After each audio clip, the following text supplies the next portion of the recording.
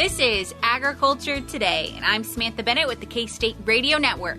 Ahead of us today on this Wednesday's programming, we start with State Executive Director for the Kansas Farm Service Agency, Dennis McKinney. He joins us to discuss FSA opportunities for producers to seek some relief from ongoing droughts and help with holding on to their herd. Also ahead, Terry Griffin, K-State Precision Ag Economist, covers the recently released Space Environment, Engineering, and Science Applications Workshop, otherwise known as the SEESAW-II report. He discusses space weather and the real impacts that these ionospheric events can have on agriculture. We end with this week's edition of the Beef Cattle Institute's Ask the Experts, where experts Brad White, Steve Ensley, and Blaine Johnson answer a listener's question regarding forage quality concerns in late summer. That and more awaits us ahead here on Agriculture Today.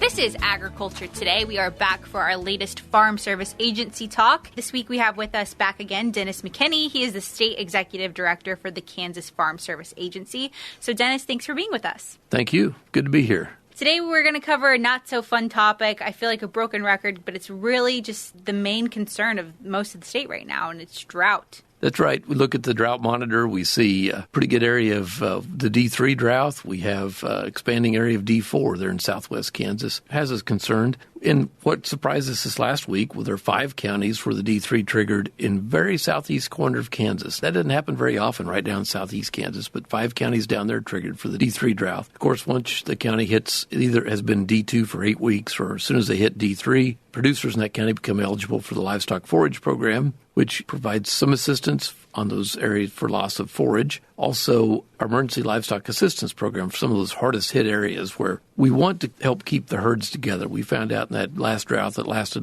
2011, 12, 13, and the first half of 2014, we lost over 1 million cows just in Kansas, Texas, and Oklahoma. That made the markets very cyclical, disrupted a lot of the production we would have had going to consumers, which made the consumer prices very distorted. Over time, we're better off if we can keep those cow herds together. Emergency livestock assistance programs in some of those hardest hit areas can help producers with purchasing of forage or with transport of water to livestock in areas that normally don't need transport of water. It can also help transport cattle to the forage and to the water, which in some cases is far more efficient than hauling all the forage and water to the cattle. But you can check with your local FSA office about that, but those 2 programs are out there to help. If you, for the livestock forage program, I always, at least in my area, they suggested bringing in an inventory that was independent from your bank or wherever you would independently verify your numbers so you could use that to qualify for the programs or some other hoops to jump through. But it's a good program to help producers work through the drought. We've been talking for the past several weeks now on our cattle market update just about the similarities between now and that time period that you were talking about when we saw really the liquidation of our herds before, and we're seeing similar patterns of that now, and it's really something for producers to be cognizant of. Right. One of the lessons we learned in 2011, 12, 13 was people sold off cows because that was very expensive to provide the forage. It turned out that rebuilding the herd was extremely expensive. So there are a lot of producers out there right now that will tell you that was far more expensive than we had anticipated. We will now do what we can to keep the herd together. We'll cull anything that's not even has any questions about productivity, but we want to maintain the core of the herd. Over the long run, that's more expensive. It's better for consumers if we can keep those herds together. So we've got these programs to help those producers keep their herds together and stay on and mitigate that weather risk. Good resource for sure. And moving past kind of those drought concerns and some of the assistance programs available to help with that, let's move on to the CRP. What has enrollment consisted of really recently? Well, this spring, of course, we had a general CRP sign up. We had about almost 219,000 acres signed up. We had about 290,000 acres expiring, so we were looking at a net decrease. However, with the grasslands program, which allows a combination of grazing and a reduced grazing with the management plan, but with the reduced grazing becomes a payment on that land, we had about 269,000 acres accepted into the grasslands CRP. A lot of those offers are being evaluated now. Producers are working on those management plans. We were concerned about that because since 2007, we've lost about 1.5 million acres, almost 1.5 million acres of CRP in Kansas. We're down about 46% from the peak in 2007. So we were concerned, are we not designing a program that is workable for producers? And, of course, a lot of our wildlife partners, they were concerned about it. And we have issues, of course, with lesser prairie chicken being on the threatened or endangered list. And that's why we were concerned about maintaining CRP numbers. It appears that the grassland CRP program appears to work for a lot of producers. Also, we had about 4,000 acres accepted into the migratory waterfowl program. We call that in Kansas Playa Lakes program. We like that program. I think there's a lesson to learn from it. It's designed to be producer-friendly. So if you've got 12 acres of a Playa Lake CRP in the middle of a quarter section, you no longer have to seed the basin. It used to be you had to do that. That was a waste of seed because nothing grows in that basin. You seed the buffer strip, but it's also you can do incidental grazing. So if you want to graze the milo stalks in that quarter section, you don't have to fence them off the 12 acres. That program's popular. That tells us design a program that's workable, but still achieves our conservation goals, and people will sign up. And that's a good lesson we learned from that. What we've seen in recent years is if producers had too much western wheatgrass or they had too much brome, often we were telling them, hey, can't do that. Spray it, kill it all, and reseed it. In today's market, that would be $100 an acre or more. So producers are saying, hey, we don't want to be in it. This isn't workable. But there are good options out there for dealing with that. We know in my area where I'm from, if we graze western wheatgrass intensively in March, we set it back, the other species come on. If we graze brome in April, we set it back, and the other species come on. So there are good grazing options out there to let us manage this CRP, and it won't cost producers so much money, and we actually enhance wildlife habitat is what our partners are telling us. We enhance habitat and we improve the grass stands. The hoof action on the grass tends to improve the grass. So there are better options out there. We just have to have our minds open to figure out how we work with our partners and the producers to design better programs. And sometimes it's just common sense and it's the things that our grandfathers taught us. Absolutely. Some of those things that date back to generations and generations ago are still the things that work best. Yeah. Hoof action's still good on that grass. Science shows it for sure. And in terms of some other assistance programs going on, NAP assistance programs, so non-insurable crop assistance, what does that really compose of right now? The non-insurable crop assistance provides a very basic level, very minimal level of insurance, but can be valuable for producers in a year like this when you're in a drought. We can insure forage, like, say, forage sorghum that is not insurable through a crop program. We can insure grass, things like that. Urban ag producers can use it for, like, cucumbers or, those fruits and vegetables, or orchard crops can use it for that. It's also important to point out that for beginning farmers, for some of our historically underserved producers, female producers, for now, that's free. So there's no reason not to sign up for it. And then once you're signed up, if it's for hay, keep track of your production, what you average, weigh one bale and keep your bill from whoever did your hay work so you can verify your production and build up a record that will benefit you in the future. Check with your FSA office. There's quite a few producers for whom it's free, so particularly beginning farmers, so there's no reason not to be signed up. It'll mitigate your risk and your banker will like you for it. Absolutely. Especially in terms of, like you said, some of that forage that's grown that maybe isn't insured in other ways. This is a good opportunity for producers to get that taken care of. That's right. That's right. And on the urban ag side, a lot of people are getting into agriculture now who are investing in specialty crops. We see that particularly in the urban ag areas, not just in urban ag areas, but particularly in urban ag areas. There are markets where they can raise fruits and vegetables. Some sell like to Dillon stores like that. Some will sell directly to consumers. So it's a great opportunity for them to work hard and get started in agriculture. A couple of the tools that we have, we can help producers in those situations work through. We have assistance to help them work through a food safety certification. We can help them work through organic food certification to help those producers get up and running and get started and overcome some of those entry barriers to getting into the business. There are a lot of opportunities out there for people willing to work hard, invest, work hard. A lot of opportunities in that urban ag and in the non-traditional crops to get going and get started and get their own business going. We want to help with that. We have farm loan programs that will help those producers in some cases. And we have a lot of first and second generation immigrants who are getting started in those businesses. Our farm loan producers in the greater Kansas City area work with a group. They're mainly immigrants from Nepal. Wow. And they're very innovative in growing and meeting consumer needs. It's the picture of capitalism. So if we can help them overcome those entry-level barriers with food safety certification, and if they want to go into organic, we can help overcome organic certification because that's a niche market that's a good one to address out there. There's a lot of consumers interested in that. We want to help them do it. Just contact your local FSA office, and we'll try to get the help you need. Absolutely. I think last time we had an FSA on, you guys mentioned a lot of the different direct loan options that there are, and that's also, some other options for some of these first-time producers. That's right. We have a microloan program that can help them get started. We have direct loans. We have farm ownership loans to help producers getting started. And we also partner with commercial banks. We have a guaranteed loan program, which works quite well, again, for people, beginners who are getting over those entry-level barriers. If we share some of the risk, a lot of those new producers can get in and get started. And our commercial bank partners really like those partnership programs because we help them get started. And then as they're successful, our share of it goes away and they're on their own. Absolutely. Yeah. I think that getting over those barriers, those first barriers, big expenses, that's what prevents so many people from entering ag. Right. And if you look at my gray hair, we're needing more entry-level farmers. We need more beginning farmers getting out there and getting started and keeping this business running. And back to the CRP program. When I talk about grazing options, we know that if we say, hey, could you graze this for me in February? Could you graze this for me in March? So there's some of those owners of CRP need help managing that stand. There's usually a young beef producer out there that will have the electric fence up by supper time and have cattle on it tomorrow morning. But we have to make those options available.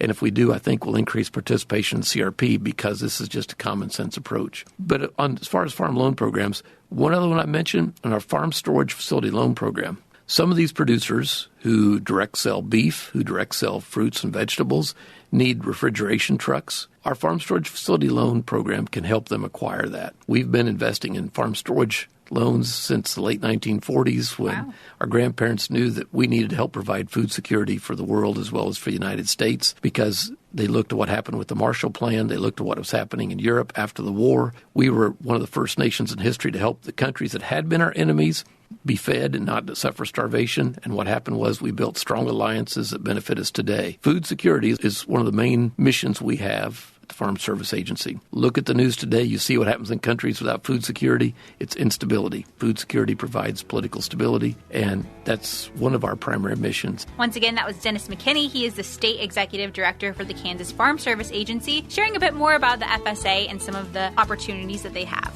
We'll be back with more ahead on Agriculture Today.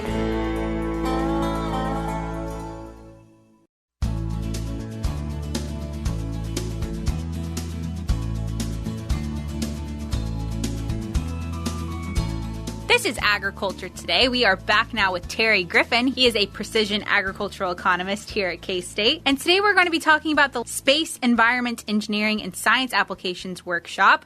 So, Terry, thanks for joining us. Thanks, Samantha. It's great to be here. I'm excited about this new document that was released this week. Yeah, absolutely. I mean, I was reading through it in preparation for this, and wow, talk about thrilling information to be consuming. It's just so interesting. Yeah, this is a broader interest, not just for agricultural, but for all of society. But this particular document focuses on how space weather affects agriculture. Like I mentioned, it had to do with this workshop that was put on, which is commonly referred to SEESAW-II. But you mentioned the key point of this workshop there, and that's space weather. So what really is space weather? So space weather is a phenomenon that typically happens in the upper atmosphere, the ionosphere. And so solar flares and other activities in the solar system can affect the ionosphere. And, we think of Aurora Borealis. Beautiful. If you've never seen one, I highly recommend it. These are caused by eruptions on the sun's surface, as we understand it. But one of the downsides of that beautiful phenomenon is activity in the upper atmosphere, the ionosphere, that can disrupt signals going between satellites and the surface of the Earth. So that type of space weather has implications for telecommunications, but our listeners, if they know me, they know I think a lot about positioning systems, GPS. We're starting to call it GNSS to include not only GPS from the United States, but GLONASS from Russia and several other countries in the world also have a analogous positioning system. So GNSS includes all of those. And space weather does impact ability to use GPS in agricultural purposes. I know that some of those weather events you mentioned, especially like solar flares, things of that nature, they're a hot topic right now because they release radiation of some sort that disrupt, like you said, they can have impacts on our GPS system specifically. They do. I mentioned the Aurora Borealis, a beautiful phenomenon caused by electromagnetic radiation coming from the sun. It's a real thing. And this was originated from the Aerospace Corporation. They have offices all over the country. D.C., the headquarters is outside Los Angeles. They wanted to look at space weather impact on agriculture. And so we got a team together from USDA, Boston College, NOAA, National Oceanic and Atmospheric Administration, John Deere Intelligent Solutions Group, Trimble Navigation, we're all at the table. And I'm here because about 12 years ago, I presented at a conference on a similar topic. I was doing work on what is the value of adding GPS guidance to a farm, reducing overlap, extending hours per day that could be worked. And that was a really cool analysis, got a lot of play from that. But then I asked, well, what if we looked at, let's say, half the farms across the Midwest that adopted it, but all of a sudden we took it away? What would be the cost regionally of removing access to GPS? I presented that, and it was kind of interesting, had some good chatter in the room. Some people were like, well, that will never happen, and some people said, well, yeah, it could. Fast forward a decade, Aerospace Corporation was seeking out information about what would happen in agriculture if we lost GPS for a day, half a day, a week. And so I dug the study up. It's in the appendix of this document that we're looking at today. And it's really kind of interesting that it's a pretty big numbers once we start looking at it from not just one farm, but all of Kansas, Nebraska, Illinois, Indiana. It could lead into some pretty big inefficiencies. And that's what I brought to the table when we had the workshop last year. The document that's now online on Ag Manager is a summary of that workshop, what we learned collectively from the group that I just mentioned. And I encourage the readers to take a look at it if they want more detail. It goes into space weather, the ionosphere, some of the physics. But then I go into the economics using whole farm planning models and extrapolating that out to a proportion of the farms across the region. And what did some of that show? So if we assume that we lose GNSS access for the entire year, that could be $1 billion in efficiency loss for just the Midwest. Wow. For instance, equipment got much bigger after the advent of GPS guidance. Okay, so before that, we were using visual markers such as foam on booms. We were using physical row markers, and we were, let's say, 12-row planters. Well, think about how big a big planter is today and how long a physical row marker would have to be. I mean, they exist, but they're really expensive. It takes some engineering to have something that big stay operational. And so GPS guidance actually became cheaper than having physical row markers. So it became one of those technologies that was just, obviously a good idea. Well, fast forward to today, we have some planters that are really big, and we do not have row markers on those. And so what would happen if we did not have access to GPS on the day we're trying to plant? Well, do we accept the wide and narrow middles like we used to, which would be a lot bigger now than when we had 12-row planters? People have explained to me that, some of our planter technology won't allow us to actually plant if we don't have a GPS lock. And so there's some inefficiencies. We can still do things, but just not as efficiently. And add all those up across large regions, it's a lot of money. Yeah, a costly endeavor for sure. And this is becoming a more prominent topic because really the nature of the sun and these kind of events, it's cyclical, right? That's my understanding, and we go into that in the report as well. So the solar flares, solar activity, solar events are cyclical. And definitely they're not controllable. There's nothing that we as humans on this planet can do. There's no legislation we can use to change solar flares. Sure. And so we do have to prepare for this and ask the question, what can we do about it? And, I know farmers get frustrated when GPS isn't working for them. One example I hear is, we forgot to pay the yearly subscription to have it turned on. And so they just need the access code or a signal sent from the manufacturer. And if they're trying to get started planting that morning, then no one's happy. Yeah. I think by the year 2025, I was reading that these events are supposed to continuously increase. So this is something that producers, it might seem something that's far off in the distance or whatever. It's not that big of a deal. But this is happening now. These are events that, one, occurred within even the last week. Right. And we do expect those events to escalate on the surface of the sun. And the question is, how big of a deal is it on Earth? It kind of depends, And one of my jobs to explain to the group is if it happens in April, it's a bigger deal in Kansas because that's when we're planting corn. Sure. That's when we start planting soybean. If it happens in January, not that big of a deal for us. If it happens in July, okay, we got, some spraying activity happening that utilizes the technology too. So the when is really important. Put a value on this. So planting, harvest season is important to me. We don't have to have GPS guidance to harvest corn or wheat, but it makes it a little bit easier. But what we miss out on is being able to georeference the yield monitor data that we're collecting as we're harvesting crops. Mm-hmm. And in the absence of that georeference portion of that data, we won't be able to do a lot of the on-farm experimentation we're planning to do. We're not able to look at crop nutrient removal. We're not able to contribute to the big data communities from those fields that year. And it's not just a given field or a given farm, but possibly be many acres, many farms in a certain region that could be affected. Absolutely. And since we're talking about this now and we're anticipating these things to occur, we know they're going to happen. And like you said, we can't control the sun as humans. There's just no way. There's no way to really prepare. But if producers are thinking about this, is there anything they can do now to kind of set themselves up for success in the future? It is. We started talking about this a few weeks ago during our cybersecurity conversation, and I did mention space weather at that point. And so it's kind of neat that this report came out a few weeks after that, and so we can bring it full circle. It goes to the best management practices. BMPs for data is anticipating things that you've not experienced before or is unlikely. Well, events like space weather are becoming more likely, and so we should make plans for it. So, ask yourself, how would I do things if I did not have access to GPS? Do I have a plan B? And I'm not saying run out and buy row markers for all the 48-row planners out there. Sure. But I am suggesting that I have a conversation with the partners, service providers, manufacturers, dealers, about can I actually get things done if I do not have a GPS lock? Absolutely. And if listeners are tuning in, you mentioned they can find a lot of this on Ag Manager. Is that the only website that they can find links to? This document is on Ag Manager because I'm one of the co-authors. It's on Aerospace Corporation website, and I've also put it on my socials on LinkedIn and Twitter under, say it for me, remember my handle? Is it Space Plowboy? It is Space Plowboy. It's easy and catchy. Yeah.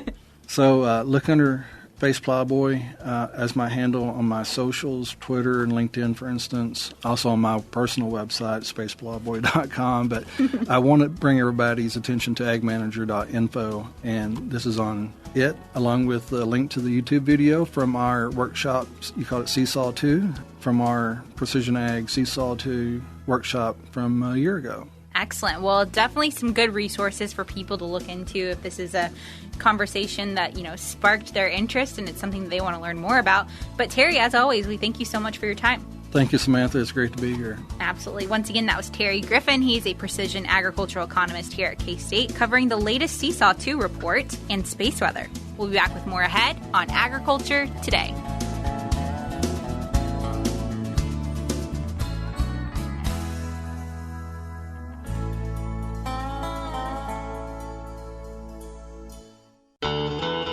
This is Agriculture Today. We're ending this Wednesday's programming as we always do with this week's edition of the Beef Cattle Institute's Ask the Experts. This week, experts Brad White, Steve Ensley, and Blaine Johnson answer our listeners' question regarding forage quality concerns in late summer. Hi, welcome to Ask the Experts, the BCI edition, where we're going to have a good chance to converse with some experts. We've got Dr. Steve Ensley, who does toxicology here at Kansas State. Welcome, Steve. Hello. Nice to be here. And we've got Dr. Blaine Johnson, who is completing his PhD and will be on faculty at Texas Tech very soon. Welcome, Blaine. Hello. So our format for this is we take questions from you. If you want to send us a question to ask, we'll get the right experts in the room to answer it. And you can send us that at bci@ksu.edu. I'm Brad White, and I'll be working with these guys today as we go through. Our format is they're going to answer the same question, and they get points based on their answer. So today's question's from a listener who was asking about, when we get to mid-August, I have concerns that my forage quality is going down. What are some of the things that I should be worried about as my pastures are getting thin? And Blaine, I'm going to go to you first. Yeah, so when pastures are getting thin, we really need to start thinking about what our plan is going into the fall. We can't get too far behind because then we're just trying to catch our tail. So if we have really thin pastures, we need to figure out, in my opinion, if we can get in and preg check and get any open animals out of there, that's probably the best time to get them out of there, so at least you still have the grass for the cows. And we can lose a little bit of body condition score on these cows going into the fall, but once we get into the winter and a little bit later, we need to be able to make sure we can gain that back. So Early weaning's another option. Creep feeding for our calves is another option. But you need to do what's best for you and your operation and figure out what you can do and try to go from there. Because if we get too far behind, then it just becomes more problematic for you as a producer. Excellent. And spot on time. 8 points for Blaine. Steve, what are you concerned about in those pastures? Well, where do I start? Dry weather is always an issue. Poisonous plants, talking with veterinarians now that they're out of feed, don't have feed available, and when it does rain, unfortunately, the things that are going to come up first will be the poisonous plants. They're more adapted. They're going to grow and be green, and so the animals will seek those out and eat those. And so in a drought situation, when we do have rain, sometimes it's worse because then that's when we see poisonous plant issues. And the second thing is water availability. So when everybody runs out of water and they start hauling water, that's when we see death loss from the water tanks that you use to haul water out to the pasture. And unfortunately, it compounds the issue. We're running out of feed, we're running out of water. And, we hauled in a tank that we thought was clean, that we cleaned out. And when animals are thirsty and there's much nitrate or urea even in that water tank, we can kill a lot of animals very quickly with that. So that's unfortunate. Okay. Excellent. Thanks, Steve. And great answer. Mentioned several things on the toxicology, worried about poisonous plants, hauling water, but ran over time. So I had to take 2 points away. So and I didn't even get to talk about it. I know. I wanted to. You only got 6 points for that. Okay, Blaine, you get a chance to respond or add anything else you may have missed. Yeah, and what's your hay stockpile going to be? Do you have enough hay going into the fall and winter? So another thing to look at from your feed availability. Also going into this fall, where are we going to put these animals to manage them? There's some people might be thinking about fall breeding, so that's actually coming around the corner too here in August. So making sure your bulls are ready to go into there, and if they're too far behind, then their body condition scores going. If you were using them as a spring and fall herd, that's something else to be concerned about going into fall. Excellent. So another point for Blaine, but a little bit over time. So, all right, Steve, you've got one last shot to make up. Well, so one thing I didn't talk about was vitamin A. We've seen a real issue in the last 5 to 7 years with vitamin A deficiency. So when we have a drought, the last 2 months of the grazing season are dry, then vitamin A deficiency is a big issue. So we need to look at that at preg check time, see what the cows look like, maybe even take some blood samples to look for vitamin A. That's the best way to do that, and watch out. Excellent. Thanks, Steve. So Steve makes up the gap with an extra point there, but Blaine still ends up with 8, and Steve had 7 for some really good answers. To watch the nutrition, body condition score on those cows, as well as look out for toxic plants. And your point is good, Steve. Don't ever haul water in something you've hauled anything else in before, so because it can be very, very toxic. So hopefully that helped. And if you have more questions for us to answer on this BCI Ask the Experts, you can email us at bci@ksu.edu. Once again, that was this week's edition of the Beef Cattle Institute's Ask the Experts, where experts Brad White, Steve Ensley, and Blaine Johnson answered a listener question regarding forage quality concerns in late summer. We'll be back with more tomorrow here on Agriculture Today.